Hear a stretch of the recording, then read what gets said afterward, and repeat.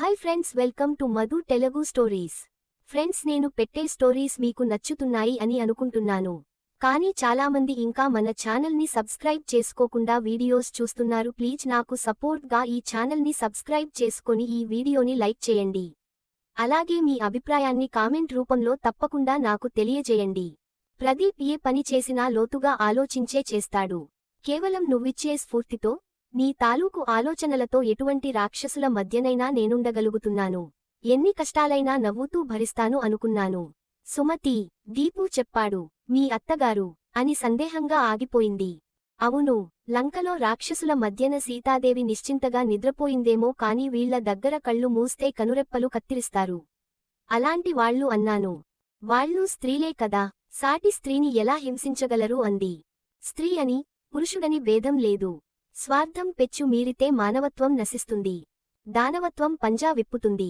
ఒక కుక్క కరిస్తే వెళ్లి ఇంజెక్షన్ చేయించుకునే మానవుడు మేక కొమ్ము విసిరితే దాన్ని వెంటనే వధించి శిక్షించాలనుకుంటాడు. మనమే తరతరాలుగా ఈ జీవన న్యాయాల్ని అలవాటు చేశాం. కొంతమంది కోసం వినోద్లు, కొంతమంది కోసం ఆనందులు తయారవుతుంటారు.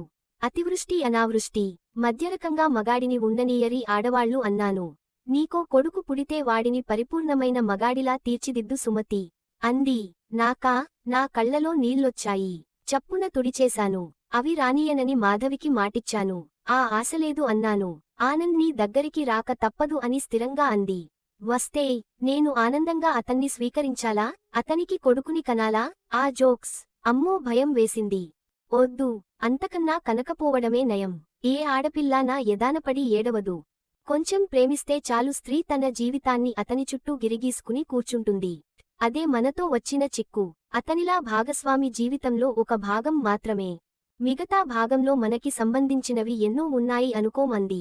దూరంగా కోవెలలోంచి విష్ణుసహస్ర నామాలు వినిపిస్తున్నాయి. ఆకులు తలలూపుతూ ఏకాగ్రతతో వింటున్నట్లున్నాయి.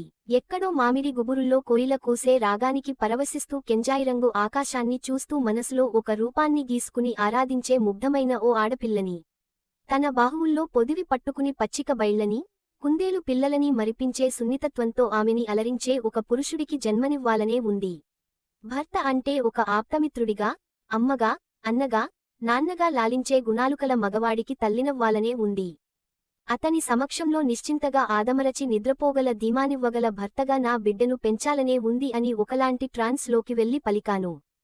తథాస్తు అని నవ్వుతూ అంది అహల్య. కాని ఆనంద్ ఒప్పుకోడు అన్నాను. అయితే నీ కోరికని వదిలిపెట్టకు, ఆనంద్ని వదిలే అంది. నేను సతీసుమతిని అన్నాను. సుమతి అంటే మంచి మతి కలదని అర్థం. నా మతిని పతి ఎప్పుడో గతి తప్పించేశాడు అని నవ్వాను. సుమతి, నేను హాస్యానికి అనడం లేదు. నీకేం వయసు మించిపోయిందని ఈ విరాగం అంది. టైము చూసుకుని సమయం మించిపోయింది. వస్తాను అని లేచాను. నే చెపుతున్నదాని గురించి ఆలోచించు అంది. దానికన్నా ముఖ్యమైన పనులు చాలా ఉన్నాయి. ముందు అవి పూర్తి చేయనివ్వండి అన్నాను. నాకో మాటియి అని చెయ్యి జాపింది. ఏం అడుగుతారో నాకు తెలుసు. చచ్చినా చావను అని అక్కడ్నుంచి కదిలాను. ఆనంద్ ఇంక నా జోలికి రాడనుకున్నాను. కాని ఆ రోజు బాగా తాగి తూలుతూ వచ్చి అదేది బయటికి రమ్మనండి, చంపకుండా వదిలి పెట్టేయడం తప్పైపోయింది, పిలవండి అని అరిచాడు. ఏవైందిరా అని మావయ్య అడ్డుకోబోయాడు. దాన్ని చంపేస్తాను, అది నా సుఖాలన్నీ నాశనం చేసింది అని ఆయన్ని కూడా తోసేస్తూ అరిచాడు. అతడి వాలకాన్ని, ఆ కళ్లల్లో కసినీ చూసి గబుక్కున గదిలోకెళ్లి తలుపేసుకోబోయాను. పరిగెత్తుకుంటూ వచ్చి కాలడ్డం పెట్టాడు. తెరవ్వే, తెరు అని అరిచాడు. ఏమైతే అదే అయిందని తెరిచేశాను. నా జడపట్టుకుని లాగుతూ, ప్రియకి ఏం చెప్పావు? తననేమన్నావు? చెప్పు అని లాగి చెంపమీద కొట్టాడు. నేను విసురుగా వెళ్లి క్రిందపడి, మళ్లీ వెంటనే పైకిలేచి అదే ఫోర్స్తో వెళ్లి అతని రెండు చెంపలూ వాయిస్తూ, మనిషైతే నీలాంటి అడవిమృగంతో గడపకూడదన్నాను. ఏం చూసుకునే ఇంత పొగరు? నీ రంకుమొగుడ్ని చూసుకునా అని అరిచాడు. ఉంచుకున్నదాని స్టేటస్ చూసుకుని గర్వపడుతూ పొలైట్లా బ్రతికే నీకు అంతకన్నా ఏం ఆలోచనొస్తుందిలే అని హేళనగా అన్నాను. ఏం కూసావ్ అంటూ బెల్టు తీశాడు. కొట్టు అనసూయ దగ్గర నేను అడ్వాన్స్గా వ్రాసిపెట్టిన మరణ వాగ్మూలం రెడీగా ఉంది అని మొండిగా అన్నాను. మావయ్య మధ్యలోకొచ్చి, వదలరా, వదులు, అది ఇంటికొచ్చేసిందంతే చాలు. ఈసారి ఏమైనా చేసుకుంటే అందరం జైల్లోకి పోతాం అని ఆపాడు. అన్నం పెట్టకుండా మార్చి చంపాలి కాని ఇంకోటి చెయ్యకూడదు అని అత్తయ్య అక్కసుగా అంది. అసలు గదిలో పెట్టి గొళ్ళెం పెట్టండి, బయటికెళితే ప్రేట్రేగిపోతోంది అని కసిగా అంది జయంతి. మీరేం చెయ్యలేరు. ప్రతిరోజూ అనసూయ వచ్చి చూసి వెళుతుంది. మీరేం చేస్తున్నారో ధీమాగా అబద్ధం ఆడేశాను. రాక్షసి అంటూ మనసులో ఇంకా చాలా తిట్టుకుంది అత్తయ్య. ఇదేం చెప్పిందో ఏమో, ప్రియ నన్ను రానివ్వడం లేదు, వాచ్మెన్ కి కూడా రానివ్వద్దని చెప్పేసిందట అని ఏడుపొక్కటే తక్కువలా ఉంది ఆనంద్కి. నాకు పగలబడి నవ్వాలనిపిస్తోంది. చాలా చాలా ఆనందంగా ఉంది. నేవెళ్ళి మాట్లాడతాను, బాధపడకు అని అత్తయ్యలో మాతృత్వం కట్టలు తెంచుకుని ప్రవహిస్తుండగా అంది. దీన్ని ఏ గల్ఫ్కో అమ్మేయాలి అని జయంతి నన్ను భస్మం చేసేట్లు చూస్తూ అంది. ప్రియంవదకి పట్టుదలెక్కువ. ఈ ప్రాజెక్టులో నష్టాలు చూపించి ఈ వెంచర్ మూసేసినా మూసేస్తుంది. అప్పుడు మన గతేమిటి అని మావయ్య బాధ. మావయ్యది. దమయంతి వంటైందా, ఆకలేస్తోంది అని అరిచాను. అందరూ తెల్లబోయి నావేపు చూశారు. ఎన్నో రోజులు ఏడుస్తూనే అన్నం మానేసి గడిపాను. ఇంక మీ వంతు అని డైనింగ్ హాల్లోకి వెళ్ళిపోయాను. ఇంక లాభం లేదు, దీన్ని ఎలాగైనా వదిలించుకోవాలి అని ఆనంద్ ఆవేశంగా అనటం నాకు వినిపించింది. నాకు మాధవి గుర్తుకొచ్చింది. ఈ రోజు కడుపునిండా తింటాను మధు, నువ్వు అంతా చూస్తున్నావని నాకు తెలుసు అనుకున్నాను. మాధవి పోయిందన్న విషయానికి నా మనసు నమ్మడం లేదు. ఒంటరిగా ఉన్నప్పుడు అదొచ్చి ఎంతో ధైర్యాన్నిస్తూనే ఉంది. మరి నేను కంచంనిండా అన్నం పెట్టుకుని తింటుంటే దమయంతి ఆశ్చర్యంగా చూస్తోంది. నాకు పొలమారింది. మంచినీళ్ళు మంచినీళ్ళు అన్నాను. దమయంతి జగ్గులోంచి నీళ్లు వంచి ఇస్తుండగా ఆనంద్ వేగంగా వచ్చి గ్లాసు ఎగరగొట్టేశాడు. నీళ్లన్నీ నేల పాలయ్యాయి. జగ్గు అందుకోబోయాను. నా చేతిని మణికట్టు దగ్గర ఓడిసి పట్టుకుని అవన్నీ క్రింద పారబోయించేశాడు. నన్ను ప్రదీప్ తలుచుకుంటున్నాడు. He is simply marvellous in bed అని వెక్కిళ్లు పెడుతూ సెంటెన్స్ పూర్తి చేశాను. యూ బిచ్ అంటూ అన్నం కంచం తీసి నా తలమీద కుమ్మరించాడు. ఇంకొద్ది రోజుల్లో నీకా అన్నం కూడా దొరకదురా అని వెళుతూ అన్నాను. దీనికేం దెయ్యం పట్టలేదు కదా అంది జయంతి. పట్టకపోతే పట్టిద్దాం అని అత్తయ్య మనసులో ఏదో మాస్టర్ ప్లాన్ రూపుదిద్దుకుంటుందన్నమాట. ఫ్రిడ్జ్లోంచి 2 ఆపిల్స్ తీసుకుని నా రూంలోకి వెళ్లి తలుపేసుకున్నాను. భయం వేసినా వాళ్ల ముందు ప్రదర్శించకూడదని ఎప్పుడో నిర్ణయించుకున్నాను.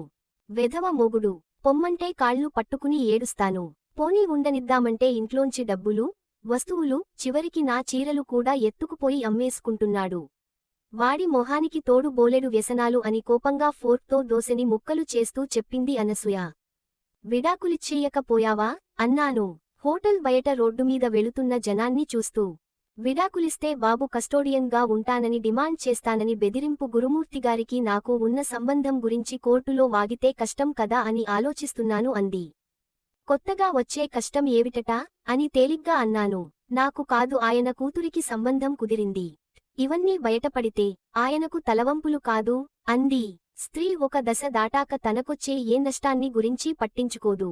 అంత తెగింపు అక్రమ సంబంధాలు పెట్టుకునే ఏ మగాడిలోనూ ఉండదు. లోకానికి తెలియకుండా చెయ్యటానికే ఎక్కువగా ప్రయత్నిస్తాడు. పట్టుబడితే నింద ఆమె మీద వేసి తప్పుకోడానికి కూడా జంకడు. మగాడు, అతని తప్పేం ఉంది అంటుంది లోకం. అనసూయ దేనికైనా ప్రిపేర్ అయినట్లు కనిపిస్తుంది. డోలాయమానాలు ఉండవు. అనుకున్నది స్థిరంగా చేస్తుంది. ఆయన గురించి ఆలోచించి నువ్వా వ్యక్తిని భరిస్తావా అని ఆశ్చర్యంగా అడిగాను. ఆయన లేకపోతే నా బ్రతుకు కుక్కలు చింపిన విస్తరి అయ్యేది సుమతి అంది. ఆయనేమంటారు అని ఆసక్తిగా అడిగాను.